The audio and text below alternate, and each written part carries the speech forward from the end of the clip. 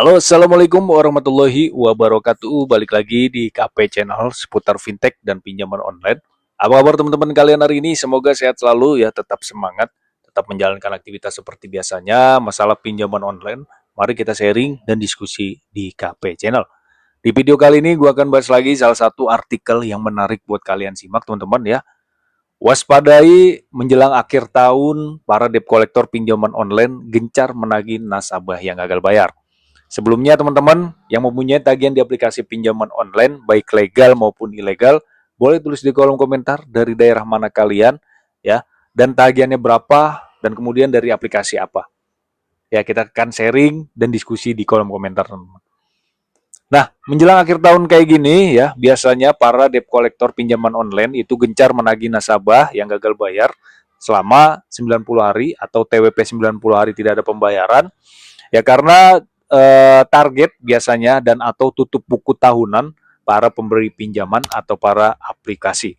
Ya jadi buat teman-teman jangan panik dan jangan khawatir gitu ya jika kalian sudah telat selama 1 tahun baru ada WA lagi yang masuk karena itu biasanya dari manajer debt collectornya untuk menagih nasabah yang belum bisa membayar. Ya, ancaman-ancaman atau intimidasi dan kata kasar sudah pasti kalian terima. Ya, kalian harus tetap tenang saja ya dan kuatkan mental untuk menghadapi teror yang diberikan. Nah, biasanya setelah TWP 90 hari tidak ada pembayaran, maka teman-teman akan dialihkan ke pihak ketiga. Nah, untuk teror yang diberikan itu biasanya dari pihak ketiga atau pemberi jasa penagihan pinjaman online, teman-teman. Ya, semata-mata ini cuma hanya gimana ya caranya supaya uang yang kalian terima itu harus dikembalikan lagi oleh pemberi pinjamannya gitu. Ya, atau pemberi aplikasinya. Banyak nasabah yang gagal bayar sehingga debt collector itu ditekan untuk ya gimana caranya supaya nasabah bisa membayar. Intinya seperti itu, teman-teman. Apalagi menjelang akhir tahun dan tutup buku ya. Dan kemudian seperti kayak manajer atasan debt collector itu otomatis kan meminta bonus tahunan. Nah, bonus tahunan inilah ya buat teman-teman yang mempunyai tagihan di aplikasi pinjaman online baik legal maupun ilegal itu pasti dihubungi teman-teman ya. Fokusnya satu aja teman-teman ya, kalian jangan panik ya, kuatkan mental untuk menghadapi teror yang diberikan. Ada salah satu pengalaman juga dari nasabah kawan pinjol ya, bahwasannya dia sudah galbay selama 1 tahun dan tetap dihubungi sampai sekarang nih ya, apalagi di tahun kemarin di hari kemarin ya, itu telepon yang terus menerus masuk. Dan gimana caranya supaya debt collector eh, menagih nasabah supaya bisa membayar ya.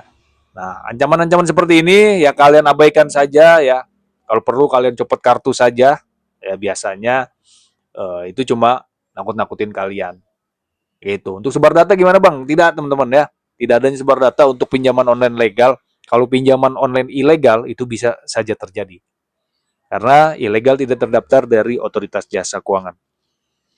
Ya, pinjaman yang terdaftar di otoritas jasa keuangan fatal hukumnya untuk menyebar data nasabah karena ya dia mau dicabut izinnya gitu dari otoritas jasa keuangan. Kan tidak seperti itu teman-teman. Ya, sekali lagi waspadai menjelang akhir tahun kayak gini ya. Biasanya HP kalian yang sepi itu jadi rame gitu ya oleh pihak debt collector atau debt collection. Ini ada yang dari internal dan ada dari penyedia jasa penagihan. Seperti pihak ketiga yang bekerja sama dari aplikasi pinjaman online, ada mitra collection ya, kemudian ada solusi keuangan, banyak teman-teman ya, mitra jasa penagihan. Abaikan saja. Kalau teman-teman belum ada dananya atau belum ada uang untuk membayar tagihan, ya apain gitu ya, diambil pusing. Karena kita harus menghidupi kebutuhan sehari-hari, keperluan yang perlu gitu ya. Untuk masalah hutang kayak gini, ya dikebelakangin aja teman-teman. Karena bukan hanya kalian saja yang galbay, banyak ya, ribuan bahkan ratusan ribu nasabah yang galbay di aplikasi pinjaman online yang nilainya tidak sedikit teman-teman. Ada yang di atas 5 juta, 10 juta, ya banyak. Oke, mungkin segitu aja video kali ini. Semoga bermanfaat. Ya, sampai jumpa video selanjutnya. Thanks for watching dan salam galbay.